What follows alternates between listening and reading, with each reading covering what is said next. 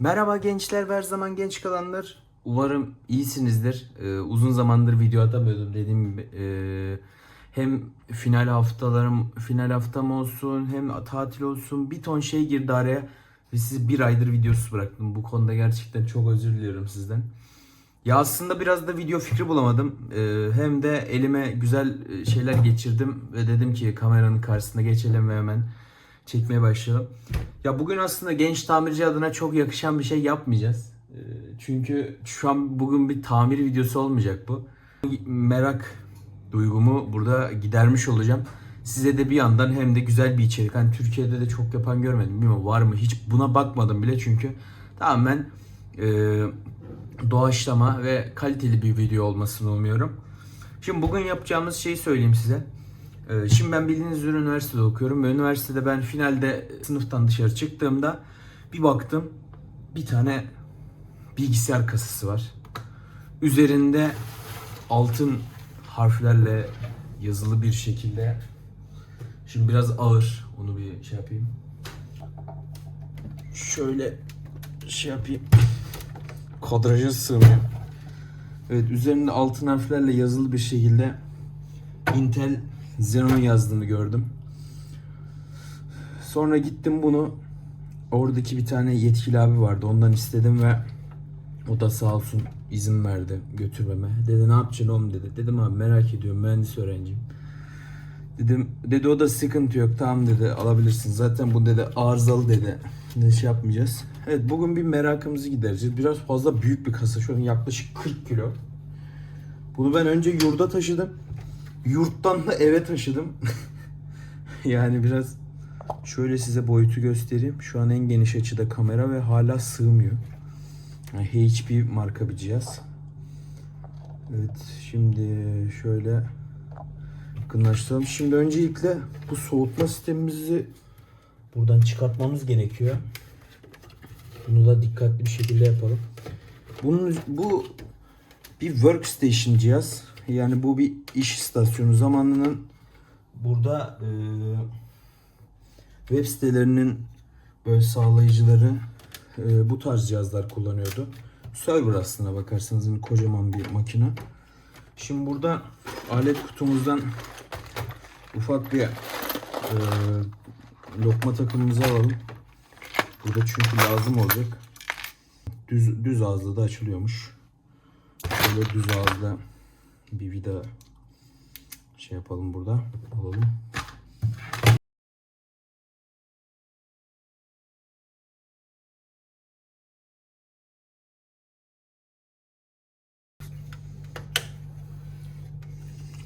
Çünkü bunu modüler yapmışlar. Hani buralardan çekip almak lazım ama nasıl oluyor inanın bilmiyorum.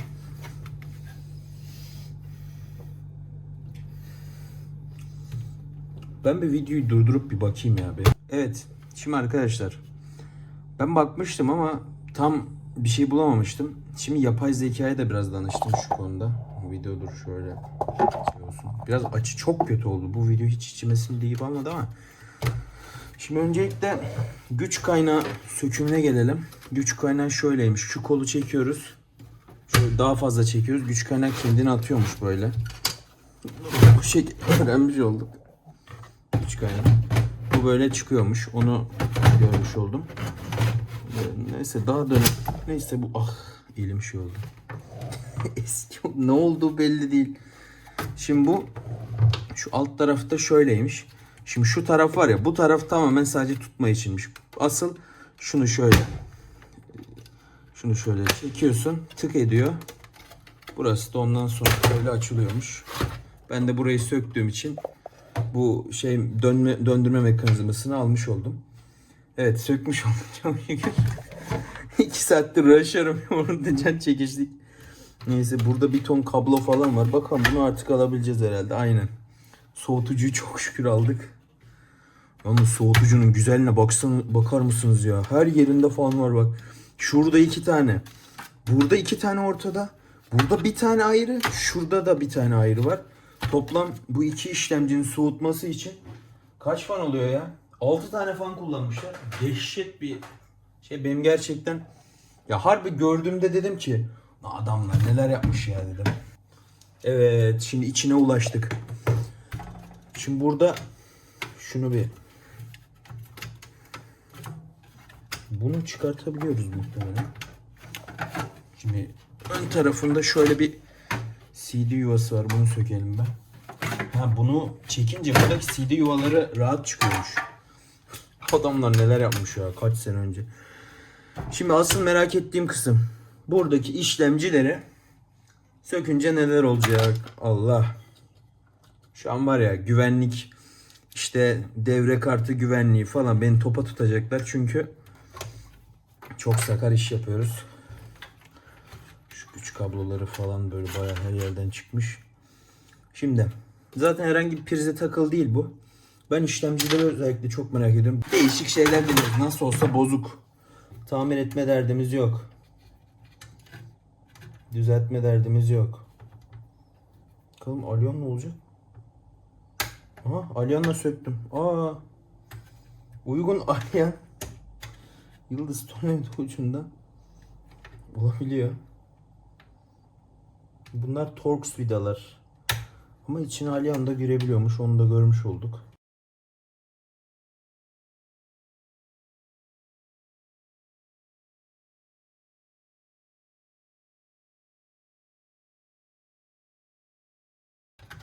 İşte bu.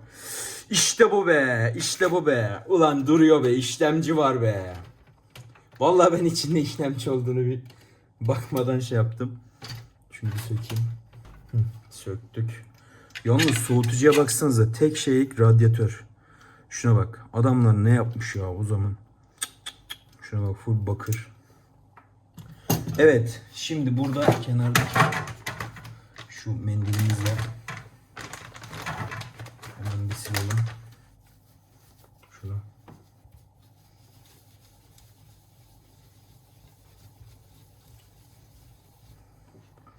Evet. X99 platformunda bir Xenon işlemci. Bunu sökelim. Bunu da kaldıralım. Bakalım hangi işlemci.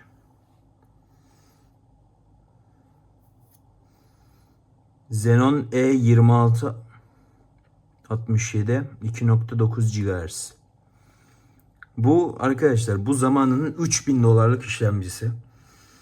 Gerçekten şu an aşırı karışık duygular içindeyim. Bu işlemci 12 çekirdekli. Yani bizim Ryzen sistemimiz aynı çekirdek fiziksel. İnanılmaz iyi ya. Çok iyi ya. Hakikaten bu çıkmış olması ve hani baksanıza şurada hani hiçbir hatası yok. Ki bu muhtemelen çalışıyor. Hani buna bir anakart, bir BIOS bir şey yaptığımız zaman bu 10 numara olacaktır. Şunu kapatalım. Bunu kenara alalım. Bunu sökmek için zaten hani uğraştık. Emeğimizi, çabamızı verdik. Şimdi işlemcimizi koyalım şöyle. Evet. Takalım bunu.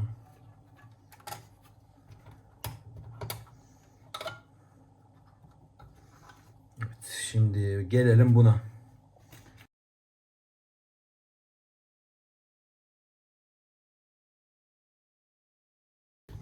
Hadi aslanım. İşte bu. İşte bu. İşte bu. Şöyle sökelim şunu. Evet burada da zaten termal macunları falan kurumuş. Zaten kaç sene. Ya ben bunu dışarıda ya bu kasa dışarıdaydı. Ya bu arada muhtemelen harbi dediğim gibi işlemciler çalışıyor ama şeyden emin değilim işte. Diğer parçalardan. Çünkü işlemci soğutucunun altında muhafaza oluyor. Yani konuda bir şüphem yok ama dediğim gibi. Ya bunu ben zaten şey yaptım muhtemelen yeni atmışlardı. Çünkü kasadan çok fazla pas falan da yok. Hani baktığınız zaman gerçekten temiz duruyor. Ama hiç belli olmaz. Bakalım şöyle. Evet, şunu da şöyle kaldıralım. Hop. Bakalım. Bakalım bu hangisi? 2667. Bu da 2667 değil mi? Bakayım, bu da 2667. Xenon E5 2667. Şöyle ben nasıl bunları gösterebilirim yazılarını size? Şöyle. Netli artık ya. O kadar 4K çekiyoruz. Umarım görmüşsünüzdür. Xenon E5 2667 bir CPU'muz var üstünde. Ve 2 tane var. Evet. Şu ikisini de koyalım. Çok iyi ya. Bu çok heyecanlandım. Niyeyse böyle. Hayır, ben işlemci çıkacak mı çıkmayacak mı bilmiyordum. Hani çünkü üstünde RAM'ler yok. Hani zaten ben çünkü kasayı nasıl aldıysam sizin karşınıza da öyle geldim. Hani üstüne RAM'ler tavan takılı değil.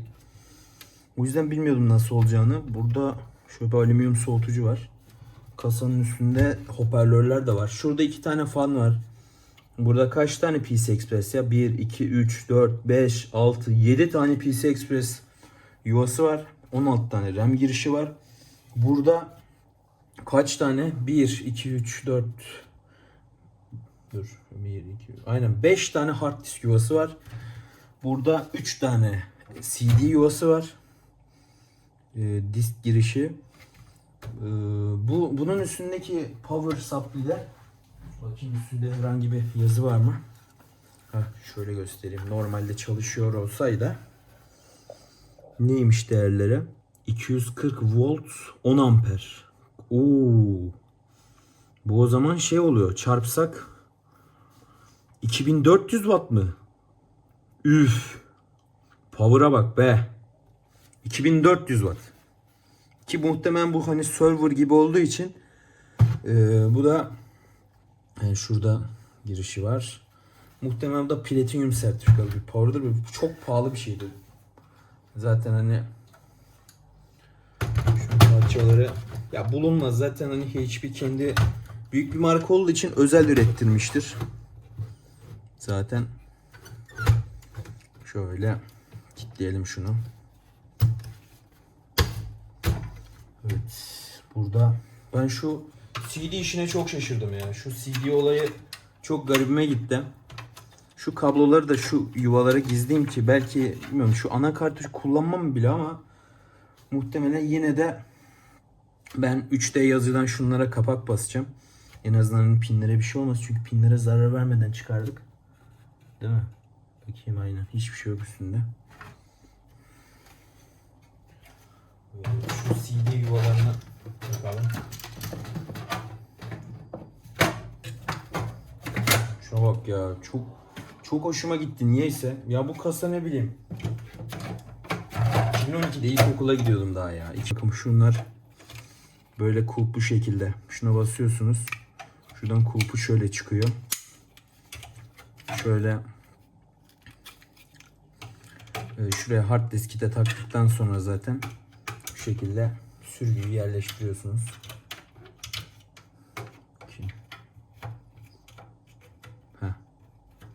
Böyle mi? Tam tersi mi? Ha, tamam.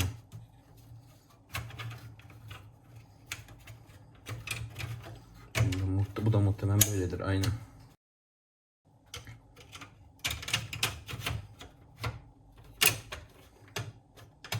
Allah, bunda ne yaptık ya?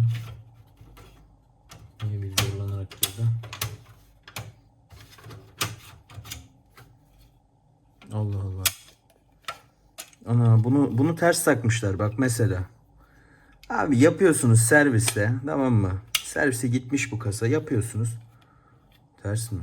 Dur, düz mü? Aynen. Bak ben düz taktım şimdi. Yani koca HP servisi yapamıyor. Tövbe estağfurullah. Şimdi bana buradan telif atmayın. Ben sadece bu kasada yapılan işçiliği beğenmedim. Şimdi evet. Şimdi işlemcilerimizi söktük. Ben en merak ettiğim kısmı aldım aslında da. Ben size kasanın yan profilini de ufaktan göstermek istiyorum. Sonra da videoyu bitireceğim. Çok uzun olmasını istemiyorum. Burada USB girişlerimiz var.